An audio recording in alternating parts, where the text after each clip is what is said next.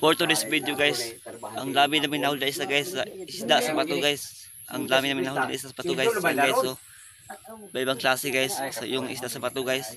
Yan guys, so yung mga ano, yan guys, yan ang ito guys. May sungay sa guys. Yan.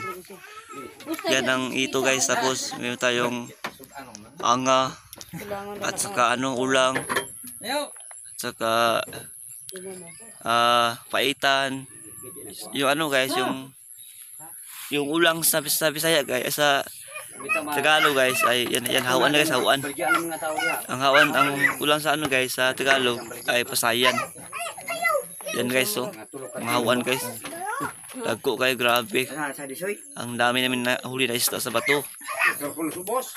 Yan guys, so ano guys, 10 kilo guys ang aming nahuli guys. Na isda sa bato. Yan guys, so pinipili na guys yung malaking isda. Pinipili yung malaki yung hawan, saka ito.